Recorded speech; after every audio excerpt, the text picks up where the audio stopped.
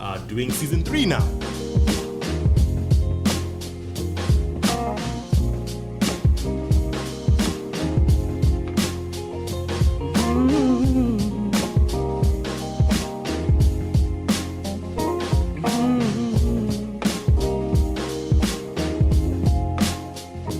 Welcome to episode 4 of Learning and Unlearning, season 3 we're on now. And then this is an interesting theme. In this theme, we're discussing and exploring how masculinity is experienced across borders and how masculinity is experienced from the perspective of our interview guests who are, who live in different locales and different cities across the world, cosmopolitan cities. And we're exploring and discussing the overlaps in masculinity and how it's experienced from our perspective as well as from theirs. In this episode, we aim to unpack the experience of a young urban working professional Black man living in London in the UK. The UK plays a special role in the lives of Africans in the diaspora.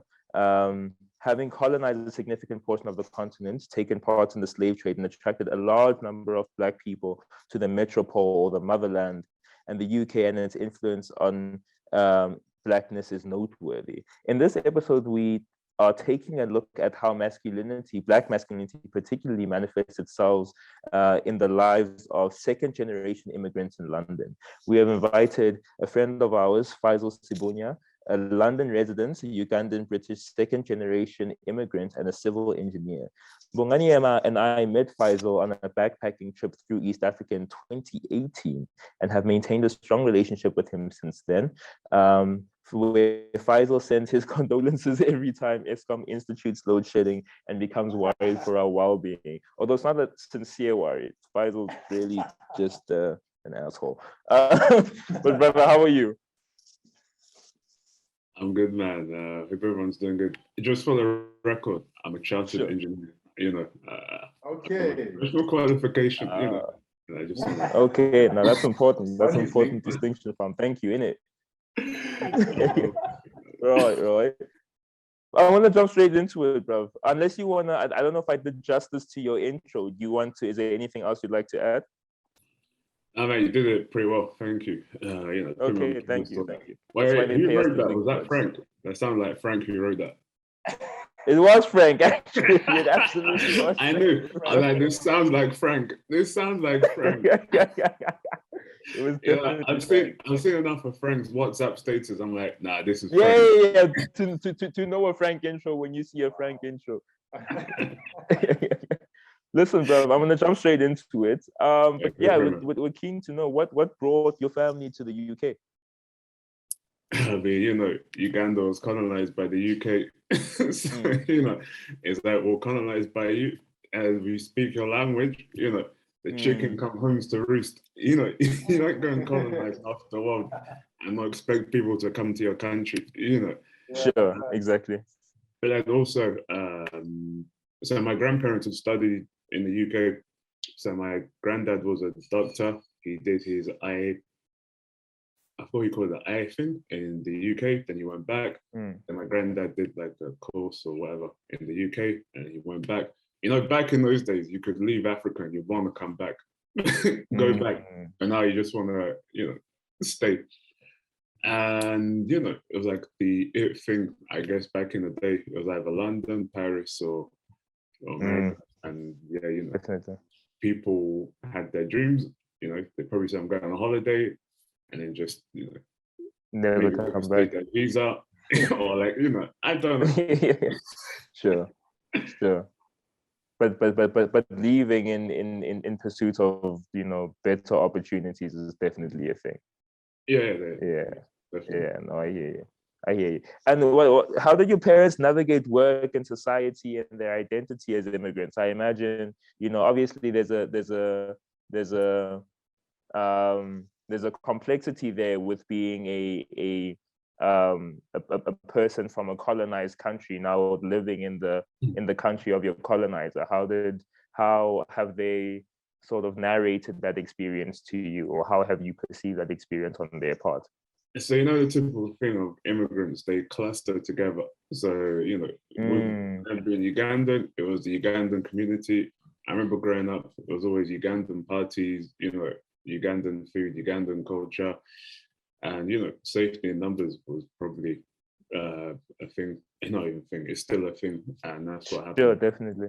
And in terms of navigating, I've heard some, you know, they did whatever jobs they could get. You know, if you don't have recognized qualifications, or you know, you do whatever jobs you can do and whatever money you can, and then do whatever you need to do. But they did tell me that the racism was very bad. Pronounced. Yeah. It was Mad. it was very, very bad. That's the way it would be explained to them. But I remember one story when my dad was in college, well, he told me when he was in college. Yeah. And he said that people, how would say, bullying him, but then it was racial bullying, but then he didn't know what racism was, you know. And then the teacher had to ask him, are you okay with this? My dad didn't know what racial bullying was. It's only until he came to the UK that he knew what racism was. That's profound. Damn. Yeah. Damn.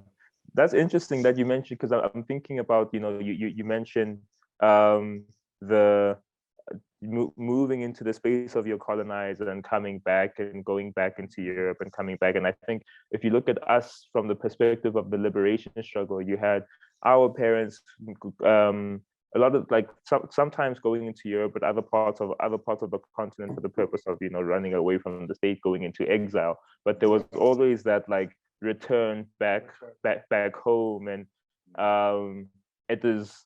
I'm not sure why settling abroad was never an option. Maybe there's like a liberation struggle complexity we need to unpack in that regard. But it's yeah. I think it's an interesting point. What do you think it is that made your why? I get like pursuing opportunity. What do you think makes it such a trend to not perhaps study abroad and go back to Uganda, and as opposed to like, you know, moving entirely? Oh, political instability. You know? Yeah. You know? So, you know, post-colonial times, yeah, you see. So people are going to call me out on this, but it went. Wait, my granddad was in the first regime. I've forgotten the name of the guy. And then another guy came. Then the first guy who was in power came. He was overthrown. So just political instability. Then Idi Amin comes in power. Then there's civil war. And then you have our current president who's been in charge for 30 years. The country's in ruin. So the economy is bad. So people just want to, you know, find a way to escape. So basically, you know, in one of our other episodes, we're speaking about this idea of men having to protect their families. We're speaking about violence and this idea that, like, you oftentimes, you know, when do you feel like you have to use violence to protect your family, blah, blah, blah. Although this doesn't necessarily have to do with violence, to what extent do you feel that your dad had the impulse to, like, have to protect my family, have to provide for them, therefore I have to go to another country altogether in order to provide for them? So although your situation isn't one where your dad has to fight a guy at a bar for looking at, like, you weirdly, you know, it's still that protector role, that provider role, where he has to make this very hectic decision to take his family to another country where they might or might not fit in, but he's looking to provide for you guys. Have you guys ever spoken about that, you know? So the last part of the question, it's not that my parents moved me. I was born in the UK. So it's different to, you know, being born in Uganda and then everything's bad, we have to leave. It was just, I was born in the UK, my parents moved to the UK, and then I was a byproduct of that movement. So yeah, that's what happened. But then, so if you extend your question, maybe I'll give you more information.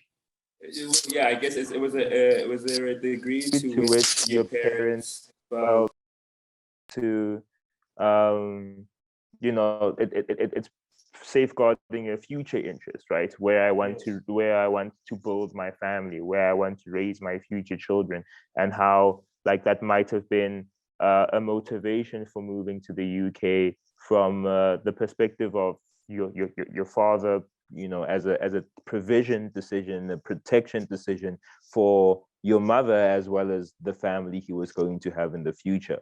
And what has that, I guess what Frank is asking is what has that meant for you to a degree? Well, I mean, it's giving me a better future. You know, look in comparison to, okay, let me break it down. Because I was born in the UK, I have a UK passport. I can do I can do much more than family members who have a Ugandan passport. You know, I have access to education. Not saying it's better than South African education, or Ugandan education. It's probably not. But just because I have a degree from a university in the UK, I can present that to employers, you know, and I don't say respect more, but they'll value it more than my cousin who studied in the Ugandan university. And I could be more stupid. I could be, you know, they could be much more intelligent than me. But then it's just because I've got a passport. It's like, okay, we gotta trust you more than this guy from Uganda, which is unfair. But you know, that's the way the world crumbles. Sure, and obviously, you know, in framing that question, we don't want to assume where the decision to emigrate out of Uganda came from. But has that decision that your parents made defined how you perceive of and think of like securing the interest of your family, specifically from the perspective of being like a man who would be in a relationship with a woman and that sort of thing? What does that mean for how you navigate, you know, protection and provision? I mean, obviously, if I was to do, okay, I'm gonna kind of answer a question if you haven't answered. Okay. It's a weird one. Okay, in the old days, you know, it was a man's duty, whatever, to, you know, provide or protect. And in a way, if I was to have my own family, I would also want to do the same. But it wouldn't be that traditional, like, okay, and I start fighting people. I'm not gonna start boxing people, or like, you know, go and start doing some ghetto ass things. Like, no. There's things that I would have to do. Like, okay, if there's more opportunities, like let's say in America or in, I don't know, Australia, you know, okay, my kids could grow up here if I have kids. But okay, cool. I'll move there and have a life there. Like, if I look at the UK and the Conservatives or whoever's in charge, they're just running the country to the ground. Of course, I'm gonna go to where I think I can provide a good life for my family and myself, because you know, it can't be one-sided. Yeah, you answered it perfectly. Effectively, what I wanted to ask is whether or not your parents making that decision has impacted how you view provision, and you smashed it. But I think I want to move on to the next question, and that's whether or not, like, how do you relate to other men whose families immigrated out of Africa, men from the diaspora who live in London, and what pressures do like, you know, have how they've defined masculinity from a community perspective impacted you?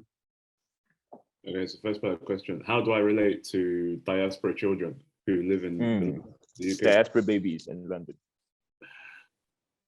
I guess it's the one in an attachment to Africa. That's probably one relation that I could have. Being, I don't say marginalized, but being the minority. So, you know, although London, you know, Black people are less than 3% of the UK population. People don't get this. I think that we're many, but if you're in London, you'll see many of us. But you start going, if you look at the stats, out of cosmopolitan spaces, well, well, everywhere in London, but as a whole, the population were like less than 3-4%. So Hectic. one thing that we relate to, so the school I went to was incredibly white. It was incredibly white. So you would find that the diaspora children or second generation migrant children would lump together. So that's one thing that happened.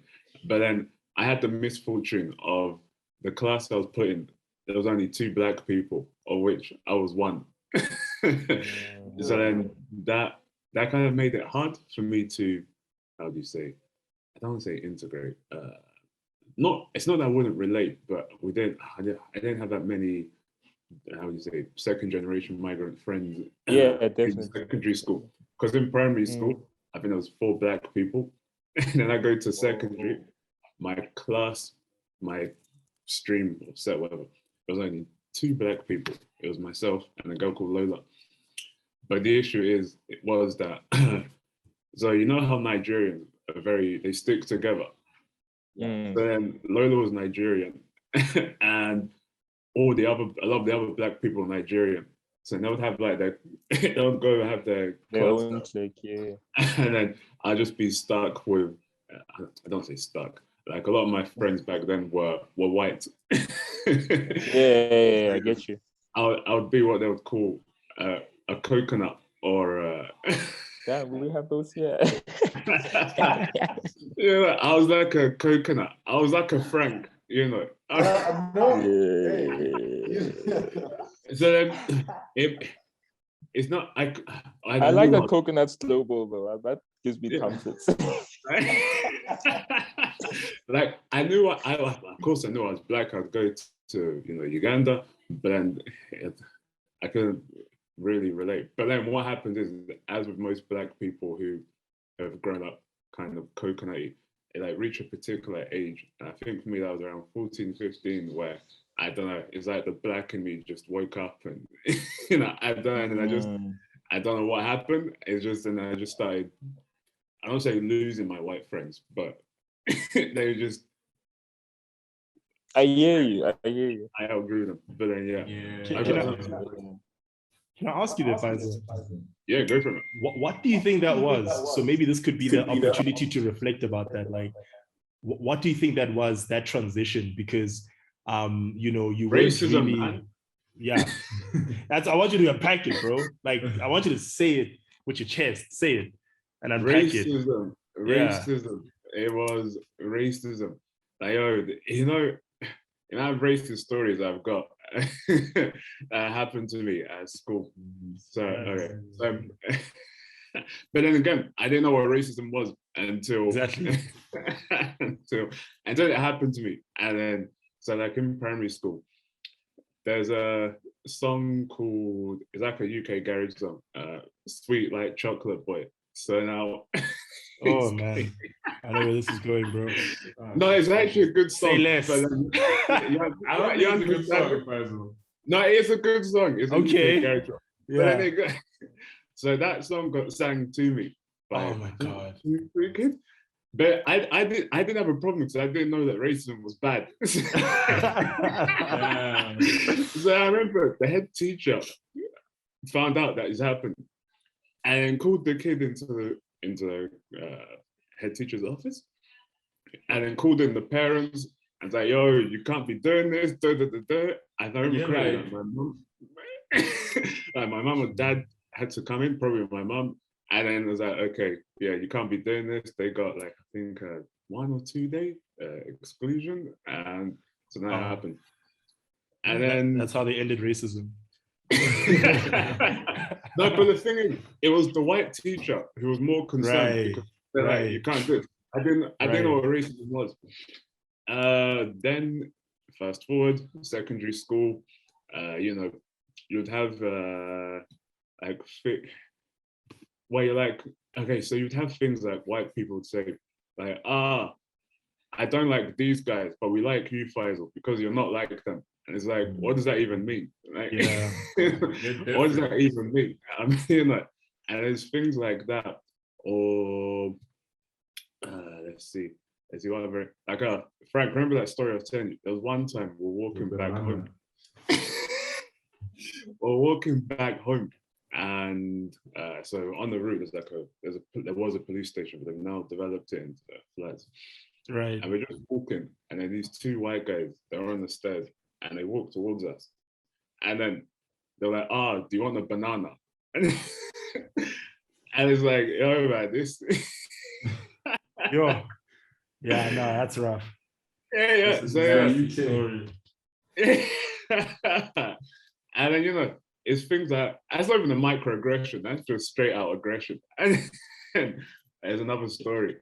There's nothing micro about that thing. Yeah, there's that one class, design technology. So we had a teacher called Mr. Samson Chambers.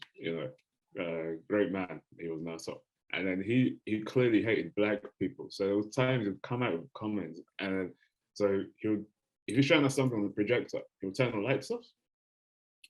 And then he'd come out with things like, where's like this person? And then it would be a name of a black person, It would be one time, his friend, Mr. Elliot, came in. He was a pervert. He came in and he's like, do you know what they call cheese in Australia? They call it coon cheese. Now, if you know, coon is like, yeah. But so growing up, I wouldn't say I didn't identify as white, but I would be considered per se maybe like a coconut light. But it's not because my fault, because primary school amongst white people, my area amongst white people, secondary amongst white people, and then just when the racism happens, you're just like, nah man, fuck this shit, and then you're just like, you just awaken, and you start visiting Africa, you speak with your cousins, and you start learning about the history of Africa, and what happened, because I don't think I could talk about slavery until 14, 15, because you don't find out about these things. And then you start speaking with your parents, and they start telling you things of what they've had to deal with, and you're like, oh wow, this is messed up.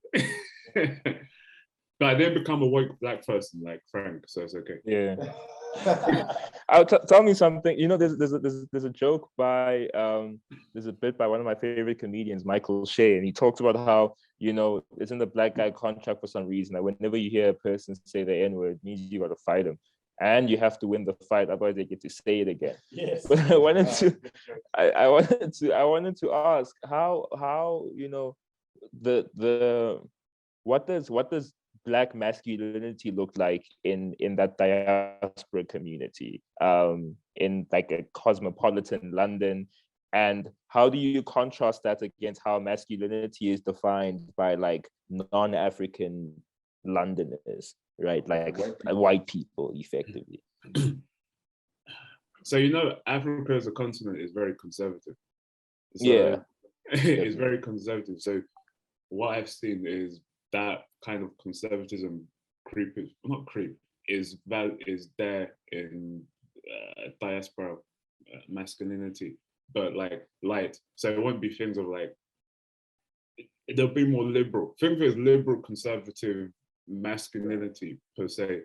Yeah. So that's what I think. I could be wrong, but masculinity is broad. You have the extreme on this end, and you have like the extreme on this end, and you have people who are like in the middle. So it just depends. But different people like different things.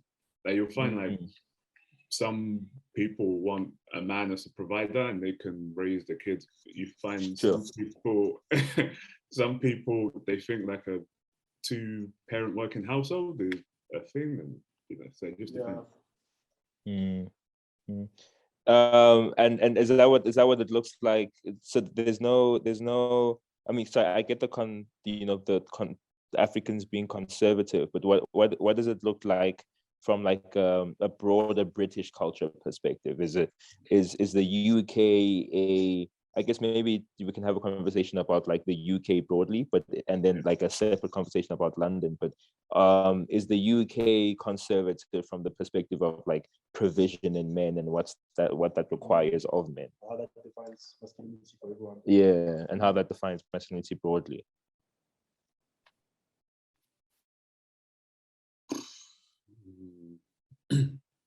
Wait, rephrase that question so I can just make sure I'm about to answer it properly. Sure. So is the UK effectively? What I'm asking is the UK conservative from like the perspective of defining masculinity? Do British people, broadly speaking, define masculinity in like a conservative box and say a man's role is A, B, and C? And what does that? Yeah. And how have you located yourself in that? Yeah, in that spectrum. You know, where do you see yourself in that thing? In the cosmopolitan cities, so Leeds, Manchester, Liverpool, London. Yeah. I think the masculinity, I don't want to say, it's kind of been diluted per se. I don't call it diluted, that's the way I could describe it. And then, how would you say, if you were to look at a relationship, you would find that, I don't want to say this, but it sounds so bad, but you know, it is what it is. Imagine how, you know, when they say the woman's wearing the trousers, in a relationship, you'll find a lot more of that in the cosmopolitan city as opposed to like some random village in the arse end of the UK, where it would be definitely like, different. But me myself, where do I find myself? What do I call masculinity? I mean, effectively, I call masculinity, I mean, to boil it down, black and white, is to protect and provide.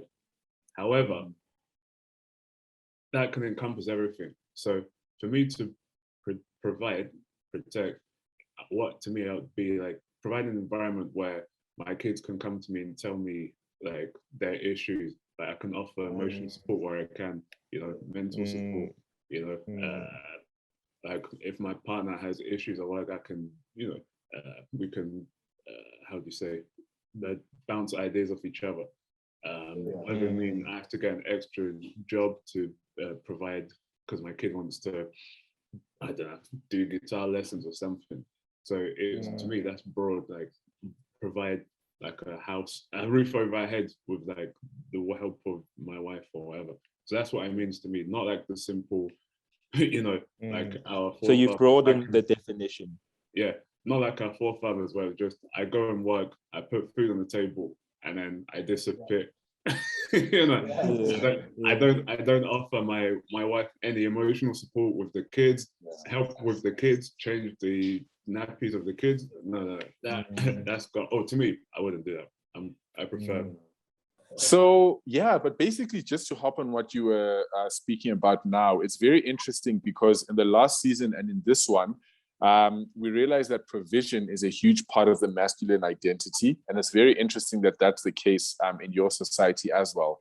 And what I like about the sort of the nuance that you've been speaking about, it's not just providing materially and financially, but also emotional support and things like co-parenting. Because I think we shouldn't run away from the fact that there are some men who take pride in being a provider. And personally, I don't think there's anything wrong with that. And I don't think any, you know, sane person would say there's anything wrong with drawing your identity from being a provider. The issue kicks in where you start to believe that there are things that you are entitled to as a result of being a provider. So owning your, you know, owning a woman's body, for example, taking ownership of your kids' lives and deciding everything for them. Those are the toxic elements of being a provider. But to draw your sense of dignity and purpose from, hey, I take care of my family, and I also look out for them and I'm present for them. I don't think there's anything wrong with that. And I really like the fact that you fleshed it out so much and the fact that it's clearly a chat in your society as well. But yeah, I don't know. I think that you know there's a lot of, I've noticed a lot of overlaps, right? I mean, when Faisal was speaking about being one of two Black kids in the class, you know, we had post 95, I mean, obviously only being born in 94 and 95, but we still had, you know, moving into previously segregated schools and you know, we all had that, you know, that sort of journey. I know, Frank, you and I have spoken at length about what it was like growing up in IEB schools and being one of few Black people growing up in a private school setting. You know, and even that discussion around provision being something that is defined more freely in cosmopolitan spaces, because I know that's something that I think isn't that, it's still very nascent even living in Johannesburg, but we do have space to define our relationships here in South Africa and in Johannesburg, particularly on terms that suit us, right? And on terms that we're able to assume as responsibility. So I just thought, it was interesting to see all of the parallels. But I think maybe I'm gonna let you guys each talk about the parallel that you've identified from, Faisal's contributions, and then we'll take it from there. Thomas, do you wanna go first? Sure. Let me actually switch off. My bad. Mute my thing. Okay, so a number of parallels that we can extract from Faisal's reflections. One, I think it is interesting the role that racism can play in one's life and in one's definition of masculinity, because I think a big part of it, and I think the South African Black male experience is 100% this. A big part of Black masculinity in South Africa during apartheid, during colonialism, was using your body to absorb and repel white racism, and react to white racism. It happens in a multitude of ways here within our context, and I think the fact that Black people are 3% of the UK population still blows my mind. That's insane. You watch Top Boy and you think, many Blacks out there. You lie. It just goes to show, like, the extent to which and the ability Black people have in defining cultures, right? Like, exactly. it's yeah. Sorry, Thomas. Yeah. No, so racism is actually quite a huge feature in the way that masculinity has been constructed, especially Black masculinity here in South Africa, Black urban masculinity, because one can't even take away the fact that there are even, like there are white masculine notions that have been appropriated into Blackness. If you think of when you're like a young Xhosa kid in the Eastern Cape and you just descended from the mountain, from initiation school, the first outfit you're going to be dressed in is a full-on London white male regalia. Tweed suit. Exactly. With the hat and everything and all those kinds of things. So I think the interplay between race and Black masculinity has been a very, very interesting, reflection from Faisal's point of view. But again, it's crazy because the experiences are so parallel. We still have very conservative parents. We are on the conservative continent. Do you see what I'm saying? So we still have very, very conservative, traditional views of masculinity. And I like the fact that Faisal made a deliberate effort to broaden the word provision and protection. Right, because those are very classic words with classic connotations. We know what it means. It means money and the ability to use violence on behalf of your family, and that's it. But the fact that it can be broadened, and it's being broadened and more inclusive to also include women in that equation, and include women as people that can appropriate those virtues for themselves, is very interesting, which is a conversation that is active here in South African urban spaces. So I think from my perspective, those are the takeaways I have. And I'm comforted by the fact that there's almost like a global movement towards progress insofar as eliminating toxic masculinity is concerned. We may not all be at the same level in many ways at different points, but urban spaces really do a lot to define culture. So it's very interesting, these reflections, yeah.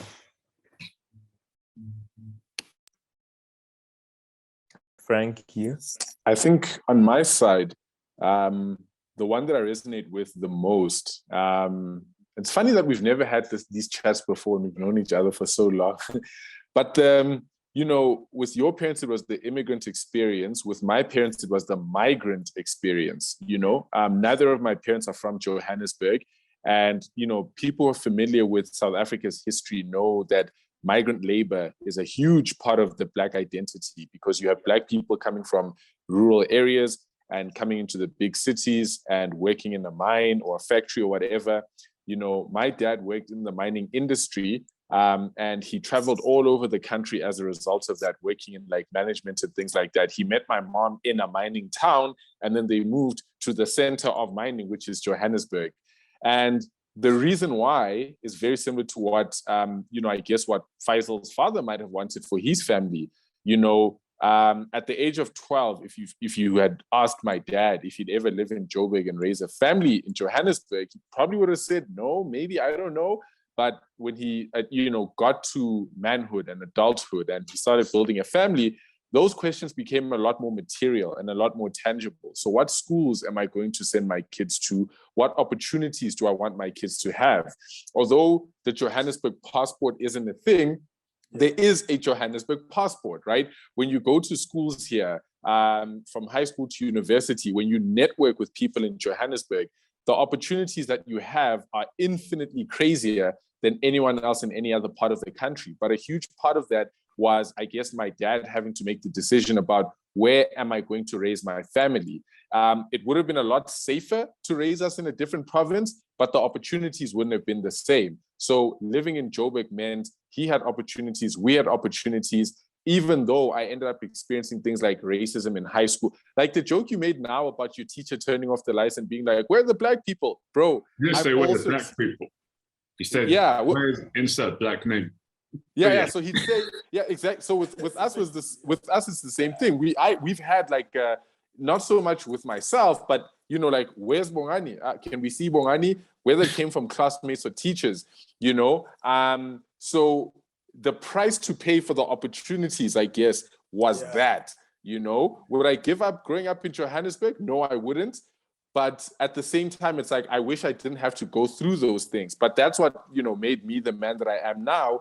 And in a previous generation, my dad had to make the decision to bring us here. But you look like you want to say something. You know, so you know how we talk about racism? We don't people only think it's white on black. But you know, Black people can be racist to other Black people. Right. So you know, I don't know if you can tell because the lighting is pretty good, but I'm a dark-skinned person. I don't know if you can tell. So you know, you'd get things like, I have Black people saying jokes because I'm like dark-skinned.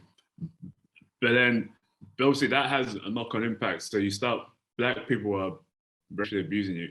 And then but sometimes you find white people not doing that. So then you're gonna be drawn to where you're not getting, you know, abused. And that may add further to your coconut tea, you know. So then, but a part of me is like, oh, okay, by going through that, it's kind of shaped me, be like independent, do my own thing, ignore people when they tell me crap.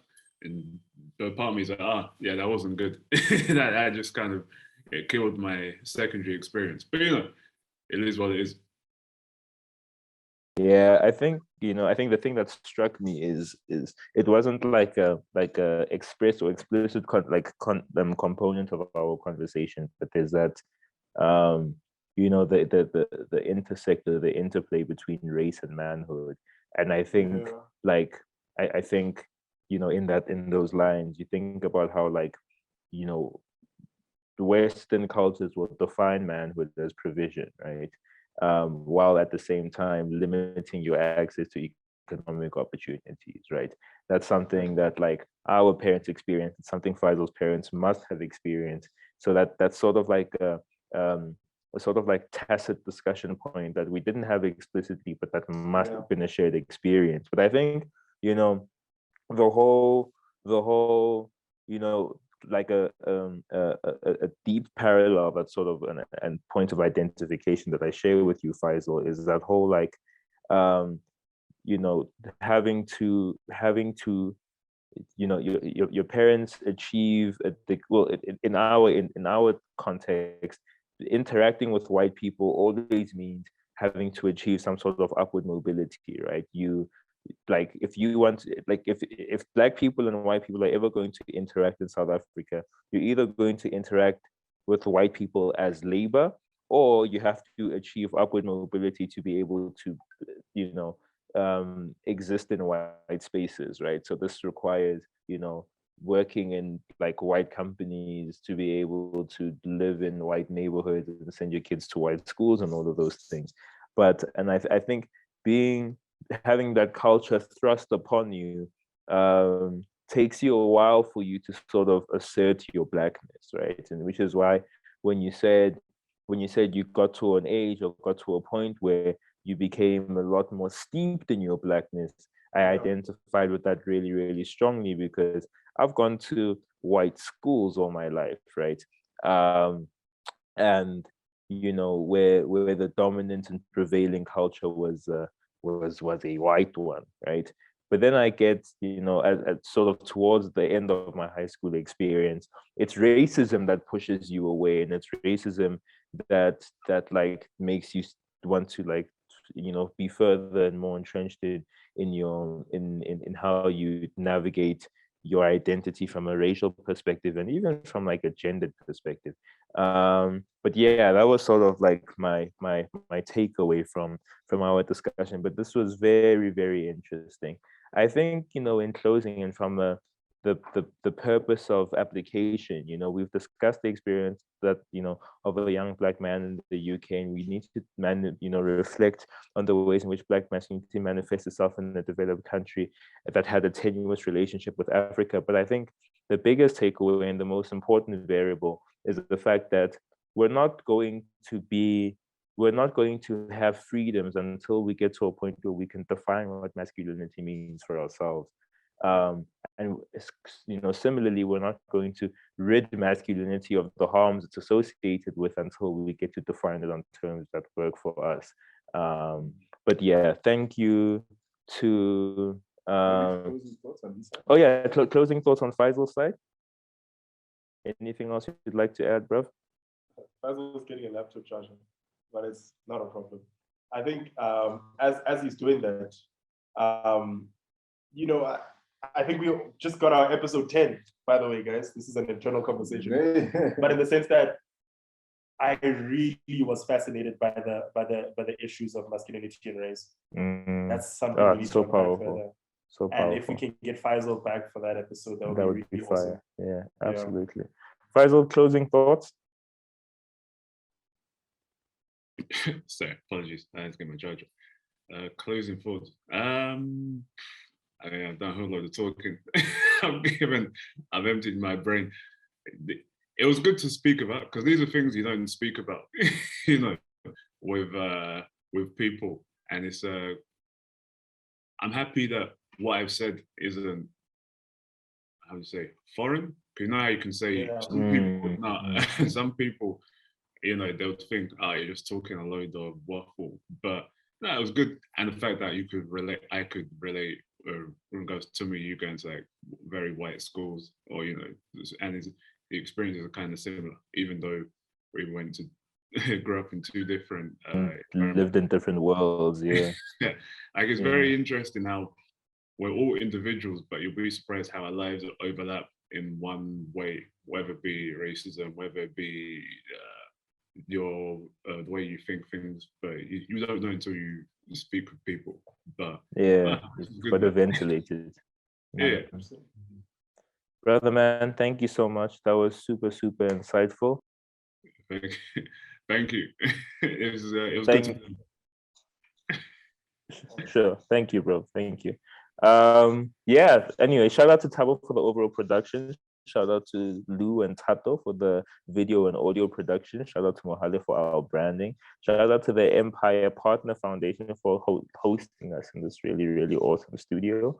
And thank you to Faisal for making time, sharing his insights with us, and ultimately, bridging a gap between our two experiences. I think this was really, really, really valuable.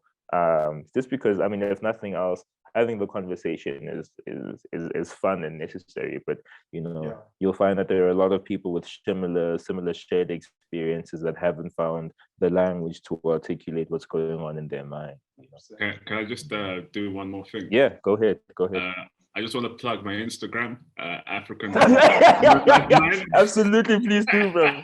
Just get me up to 1,000. You know, if you get me to 1,000, I'll do another podcast. You'll do another episode with that. No, I'm joking, man. I'm joking. I'm just messing. But actually, give us your Instagram, bro. Yeah, African_nomad9. That's it. This is a fire. Amazing. That's what I'm saying. We'll put it in the show notes as well. Thank you, man. Have a good day. All right. Thank you, brother. Sure. Love you. See you soon. Sure. Peace, man.